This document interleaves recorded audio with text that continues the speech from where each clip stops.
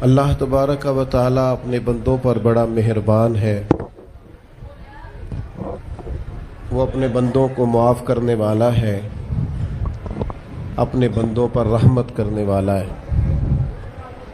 ہم اللہ تعالیٰ کے عاجز بندے ہیں، خواہشات نفسانیہ کئی دفعہ معاذ اللہ غالب آتی ہیں، غلطیاں ہو جاتی ہیں، اور ان غلطیوں کی پاداش میں انسان اپنی جان پر زیادتی کرتا ہے۔ اللہ تعالیٰ معاف کرے تو اس کا سفر اللہ کے عذاب کی طرف ہوتا ہے۔ اب ہمیں یہ حکم ہے کہ ہم سب بار بار استغفار کریں، اپنے رب کی بارگاہ میں اس کے حضور توبہ کریں، اللہ سے معافی کے خواستگار ہوں۔ نبی پاک علیہ الصلوۃ والسلام نے تعلیم امت کے لیے فرمایا ہے کہ میں دن میں 100 بار اپنے رب سے استغفار کرتا ہوں، بار بار اس کی طرف رجوع کیا جائے، بار بار اپنے رب کے حضور معافی مانگی جائے، اور بار بار جائزہ لیا جائے اپنے اعمال کا، بار بار کوشش کی جائے کہ ہم اپنے آپ کو سنواریں، ہم اپنے آپ کو بدلیں، اپنے اندر تبدیلی لائیں، ہم ایسے اعمال کریں جس کی برکت سے اللہ تعالی ہمیں معاف فرمائے۔ اللہ جزائے بڑی مہربانی، جزاک بڑی مہربانی۔ کوشش کریں کہ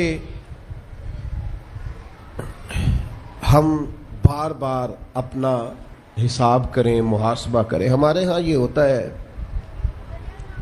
کہ لوگ اپنی جسمانی صحت کا تو بڑا خیال رکھتے ہیں کہ میری طبیعت ٹھیک نہیں، ٹیسٹ کرا لوں، یہ چیز کھاؤں، یہ نہ کھاؤں، میں غور کروں کہ کس چیز سے میری طبیعت خراب ہوتی ہے، کس سے بہتر ہوتی ہے، اس کا بڑا لحاظ اور خیال کیا جاتا ہے۔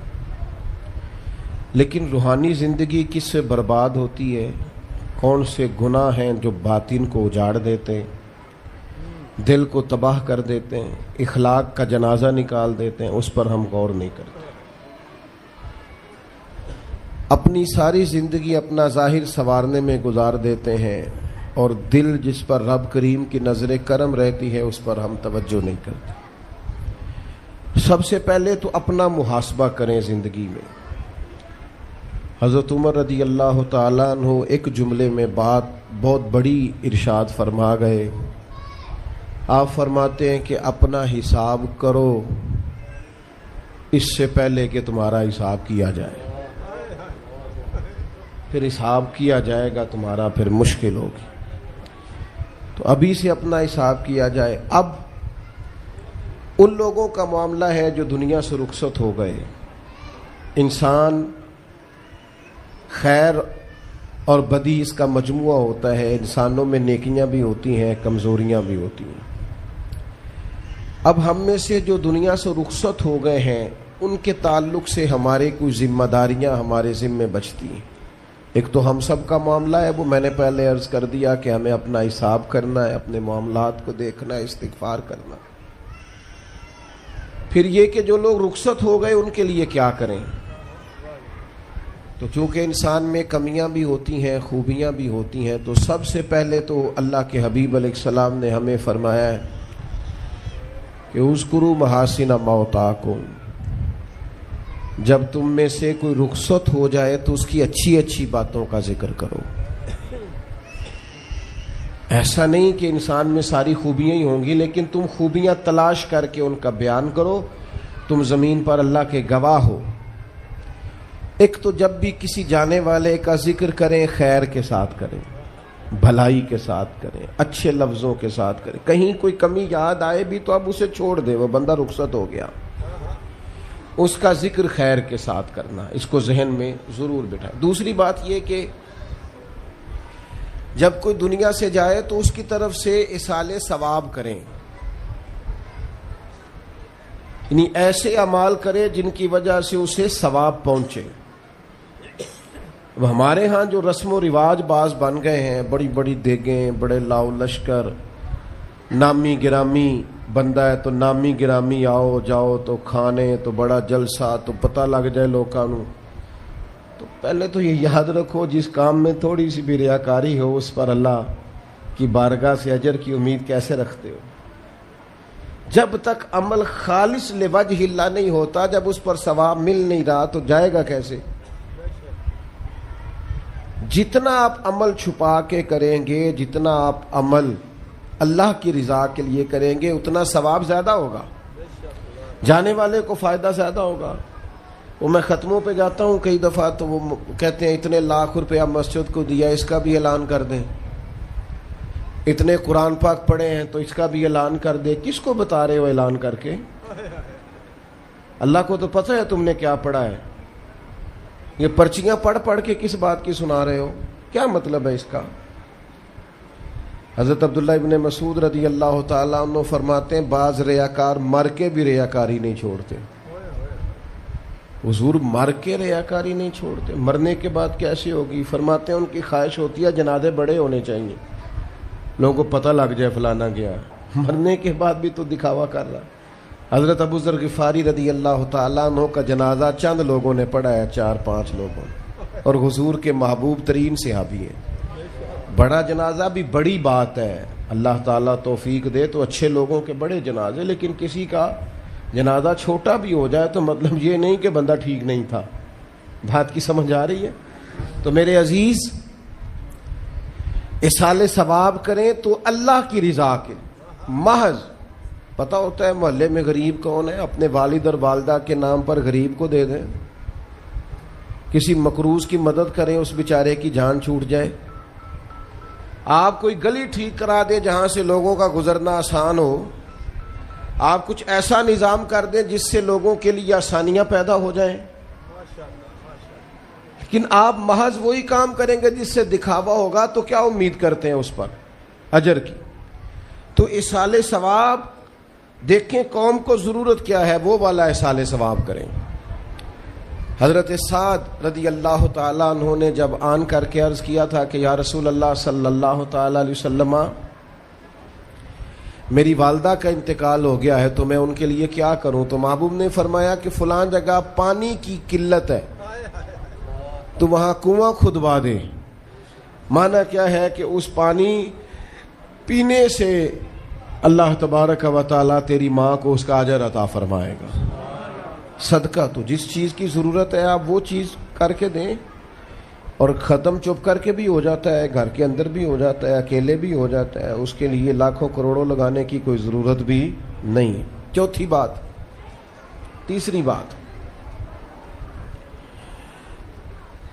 کوشش فرمائیں کہ جو نیکیاں جانے والا کرتا تھا وہ نیکیاں جاری رہیں، اس کے بچے، اس کی اولاد، اس کے سارے رشتہ دار ان نیکیوں، اگر وہ کوئی بھلائی کرتا تھا تو وہ بھلائی ہوتی رہے، وہ جاری رہے، وہ سلسلہ آگے بڑھایا جائے۔ ہم یہ کرتے ہیں کہ ہم خیر کے کاموں کو جاری نہیں رکھتے، بلکہ والد کے جانے کے بعد تو بچے بڑے سیانے ہوتے ہیں، وہ کہتے ہیں ابا جی کو تو بس وہ فلانا غریب بھی لوٹ کے لے جاتا تھا، فلانا بھی اپنی مجبوری سنا کے، تو ہم تو سیانے ہیں۔ او خدا کے بندے، حضور علیہ السلام نے فرمایا تمہیں جو روزی دی جاتی ہے وہ تمہارے کمزوروں کی وجہ سے دی جاتی ہے، وہ جو ضعیف کمزور لوگ تمہارے دسترخوان سے کھا جاتے ہیں ان کے سبب سے اللہ تعالیٰ تمہیں عطا کرتا ہے۔ تو اس لیے یہ تو کوئی طریقہ نہیں ہے کہ آپ کے بزرگ خیر کا کام کرتے تھے آپ نے چھوڑ دیا، تو آپ ایک کام یہ کریں کہ ان کی نیکیاں جاری رکھیں۔ اور چوتھی بات یہ کہ ان کے لیے دعا کریں۔ دعا ہمیں حضرت ابراہیم نے سکھائی ہے، سورہ ابراہیم میں موجود ہے، ربنا اغفر لی ولوالدی، یا اللہ مجھے بھی بخش دے اور میرے ماں باپ کو بھی، وللمؤمنین یوم یقوم الحساب، اور جس دن تو حساب لے اس دن سارے مومنوں کی بخشش فرما دے۔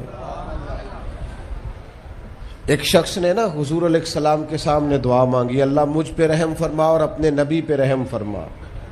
حضور فرمانے لگے تو نے اللہ کی رحمت کو محدود کیوں کر دیا ہے؟ تم کہہ سارے مومنوں پہ رحم فرما، سب پہ رحم فرما۔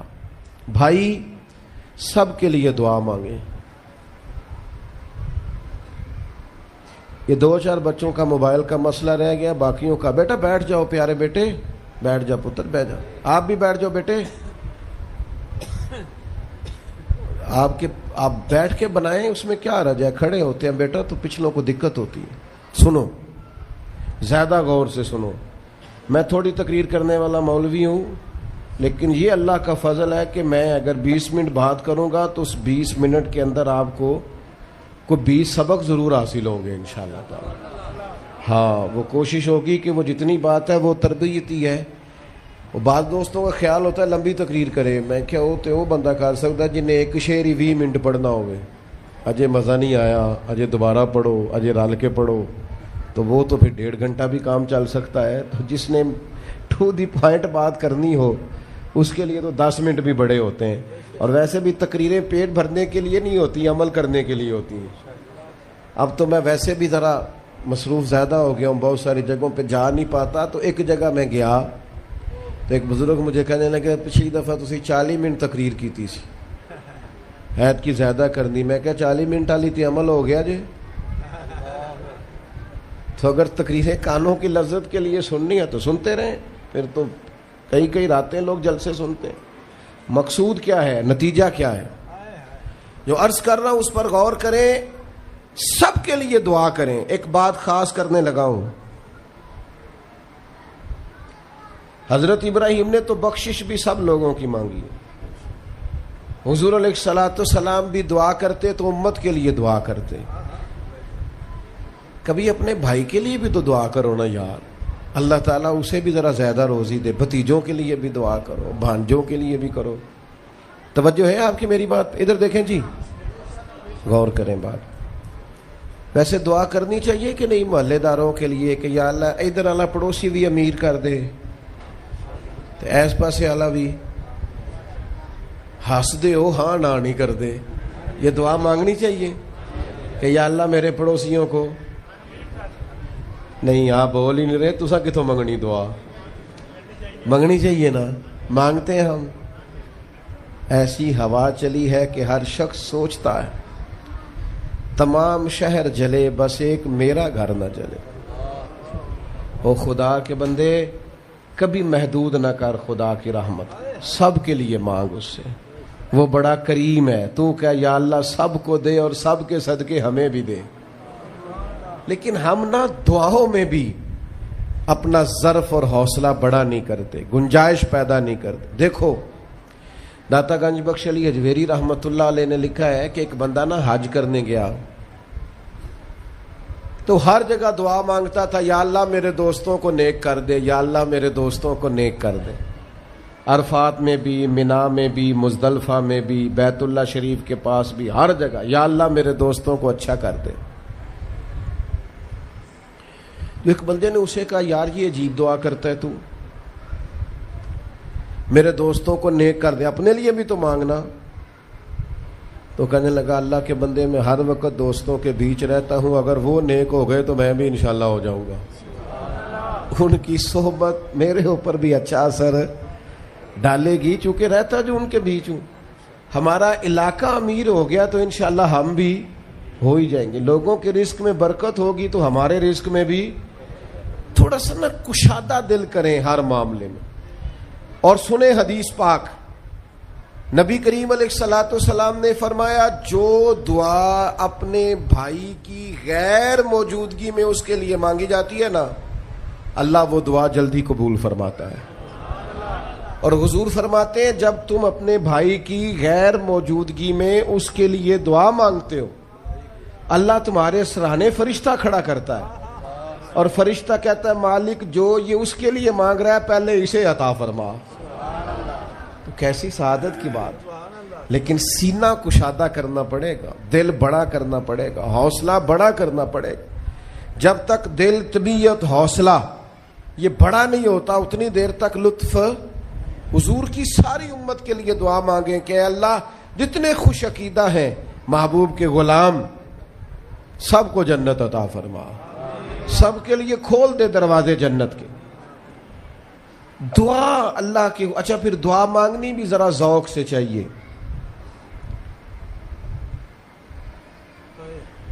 کسی بندے نال ذاتی کام ہوئے، ذاتی کوئی لوڑ پہ جائے وہ کیویں کرائی دا بھلا؟ جی ਤੁਹਾਨੂੰ ਪਤਾ ਹੈ ਸਾਰਿਆਂ ਨੂੰ ਗੱਲ ਦਾ। ਸਲਾਮ ਅਲੈਕੁਮ ਜਨਾਬ। ਕਹਿੰਦਾ ਵਾਲੇਕੁਮ ਅਸਲਾਮ। ਕਿੱਥੇ ਹੋ ਜੀ? ਮੈਂ ਤੇ ਦੂਰ ਆ ਕਿਧਰੇ, ਤੁਸੀਂ ਹੁਕਮ ਕਰੋ। ਕਹਿੰਦਾ ਨਹੀਂ ਟੈਲੀਫੋਨ ਵਾਲੀ ਗੱਲ ਹੀ ਨਹੀਂ, मैनू मिल किधरे। और रात को किसी वक्त कहता मैं 2 बजे आऊँगा, मैं जागना यार मजबूरी बड़ी है, तू भावें 3 बजे आ, मैनू मिल के सौवी।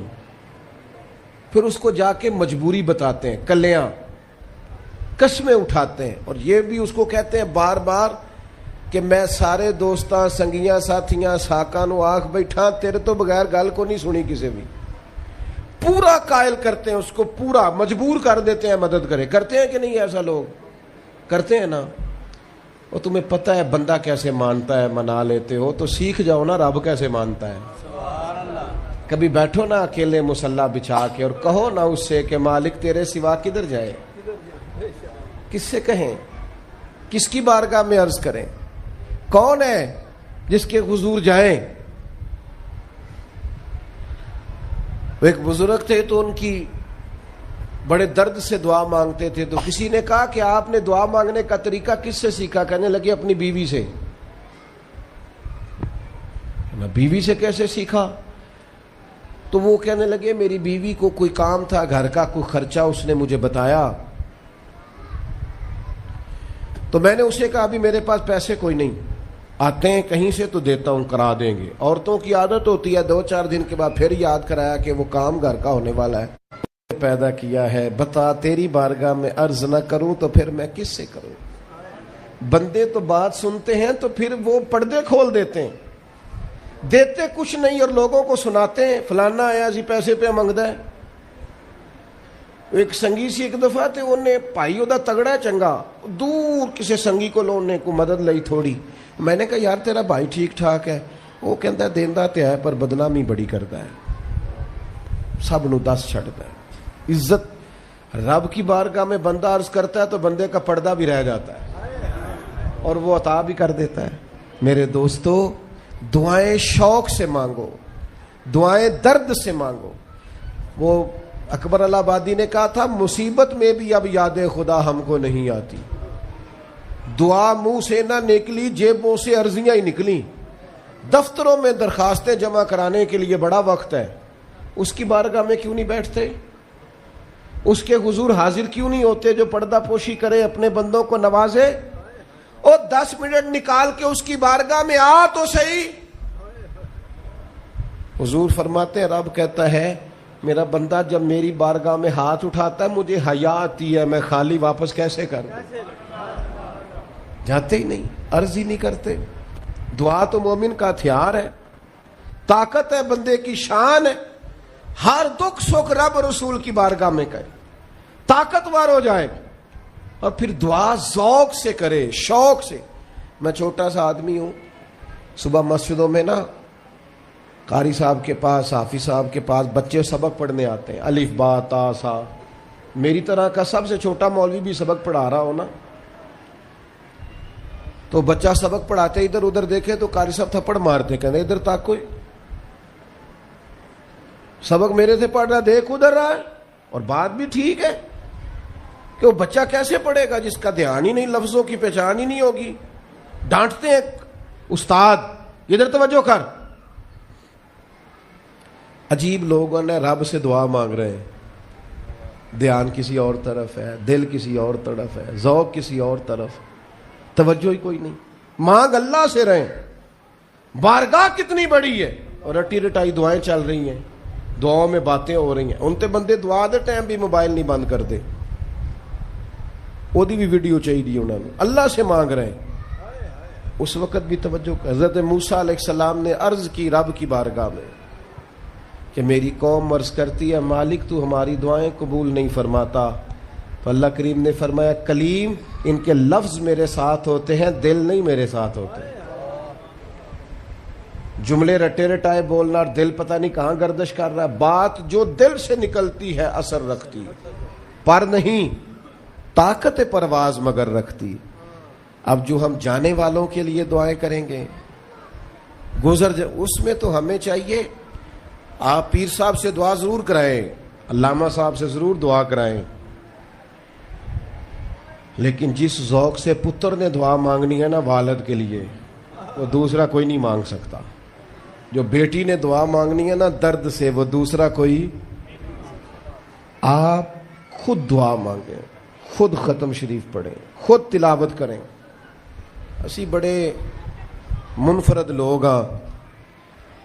ہمارا یہ طریقہ ہے کہ ہم نے رویہ اس طرح کا بنایا ہوا ہے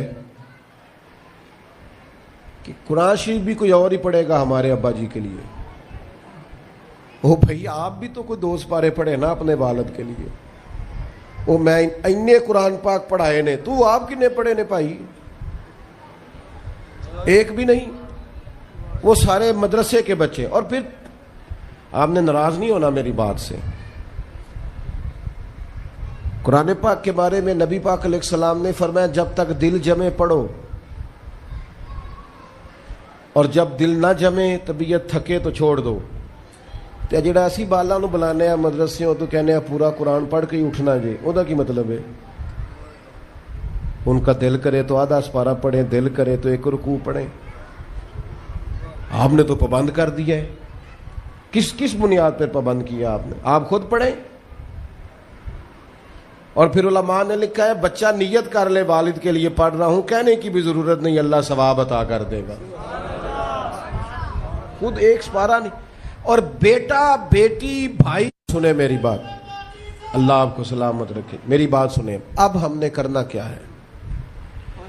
اب کرنا یہ ہے کہ ہم نے خوب دعا کرنی ہے. آج بھی جن کے ختم کے لیے ہم آئے ہیں نا، ہمارا دل پورا لگ جائے. اس طرح بندہ رب کو مناتا ہے نا، یہ ضروری نہیں کہ یہاں سے اسپیکر سے یہ دعا ہوگی وہی دعا ہے. آپ اپنے دل میں 2 جملے کہہ دیں اس کے لیے کہ یا اللہ تو مہربان ہے. دیکھو لمبا نہیں یاد رکھتے لوگ، جو قبروں میں پڑے رہ گئے. آہستہ آہستہ بندے بھولنے لگتے ہیں. جب کسی کا انتقال ہوتا ہے لوگ روز قبرستان جاتے ہیں. پھر تھوڑے دنوں کے بعد یہ روٹین کیے. فرمایا قبر والا ماں، میرا باپ، میری اولاد میرے میرے میرے میرے لیے دعا کرے، میرے اپنے میرے لیے دعا کریں. وہ تو انتظار کر رہا. دوستو اپنے جانے والوں کا بہترین تحفہ ان کے لیے دعا کرو. میری والدہ میرے والد چلے گئے، کوئی مجھ سے پوچھے نا ان کے لیے کیسے دعا کرتے تو میں کہتا ہوں میری سانسیں بھی دعا کرتی، میری دھڑکنیں بھی دعا کرتی. ایک دن نہیں، ایک دن میں کئی دفعہ جب بھی خیال آتا ہے ان کے. قرآن مجید نے خود توجہ دلائی وَقُلْ رَبِّ ارْحَمْهُمَا كَمَا رَبَّيَانِي صَغِيرًا.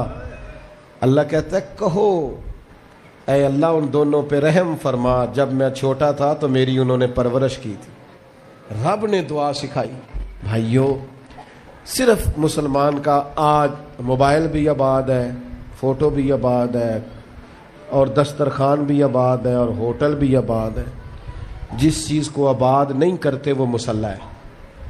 مسلح کمزور ہے، مسلح طاقتور ہونا چاہیے. وہ بندہ طاقتور ہے جسے اللہ سے جڑنا آتا ہے، دعائیں مانگنی آتی، التجائیں کرنی آتی. خوب دعائیں مانگیں، خوب اس کی بارگاہ میں حاضری دیں. آخری بات آپ سب کے لیے میری یہ ہے کہ ہم سب نے دنیا کو چھوڑ کے جانا ہے. ہم دنیا میں اچھے عمل کرنے آئے ہیں. جڑا بچہ اتوں پردیس گیا ہے نا، ابا جی نے پلاٹ ویچیا ہے تے اماں نے زیور ویچیا ہے، وہ باہر کام نہ کرے تو جڑے اتوں کو بندہ جائے وہ کہندے یار تو کڈا بیوقوف ہے، تیری ماں پیو نے جڑے کام کر لیا تو وہ کردا ہی نہیں، پہلا پھرنا ہے. اور پھر میں نے سیانے لوگ دیکھے ہیں سعودی عرب میں 40 سال گزارتے ہیں پر وہاں گھر نہیں بناتے. دبئی میں، یورپ میں 40 سال گزارے، گھر نہیں کوئی. بلکہ جو کمبل خریدا تھا نا جاتے وقت واپسی تک وہی کمبل ہے. کیوں؟ کہ وہ سمجھتے ہیں گھر تو پاکستان میں. پردیس کے لیے محنت، یہاں گھر بنانے کا مقصد کوئی نہیں. اور میرے دوستو نبی پاک نے ہمیں فرمایا دنیا میں اس طرح رہنا جس طرح مسافر رہتے ہیں. گھر تو تمہارا جنت میں، اصل ٹھکانہ تو آخرت کا ہے.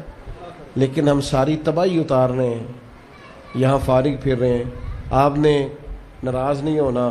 ڈھیر سارے بندے بے نمازی ہیں اور بلا وجہ بے نمازی ہیں, کوئی وجہ نہیں. جو بندہ کہتا ہے نماز کے لیے ٹائم نہیں ملتا, جھوٹ بولتا ہے, کیونکہ رب کہتا ہے لا یکلف اللہ نفسا الا وسعها, جو بوجھ کوئی اٹھا نہ سکے میں ڈالتا ہی نہیں. تو ہم نماز پڑھ سکتے تھے تو اللہ نے فرض کی ہے. ٹھنڈے اے سی لگ گئے, اب فجر میں آنکھ ہی نہیں کھلتی. او خدا کے بندو, اس وقت سے ڈرو جب اے سی بھی ہو, کمرہ بھی ہو, پر نیند ہی نہ آئے. آج نیند ضرور کرو پر غافلوں والی نہ کرو. فجر کی نماز بر وقت.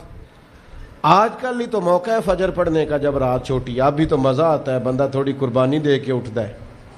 یہی تو ٹائم ہے کہ آپ وقت پہ آئیں. اور یہ ذمہ داری ہے گھر کے بزرگوں کی کہ وہ جس طرح ناراض ہوتے ہیں نا, میری روٹی کیوں نہیں ٹائم نہ پکی, انہیں ناراض ہونا چاہیے کہ تم نے نماز کیوں نہیں پڑھی.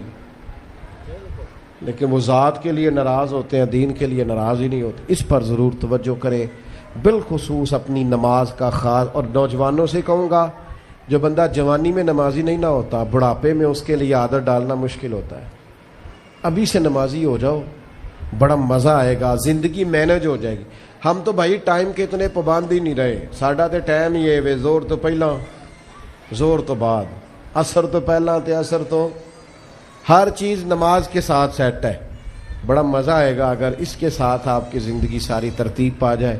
دعا کرتا ہوں اللہ ہماری حاضری قبول فرمائے.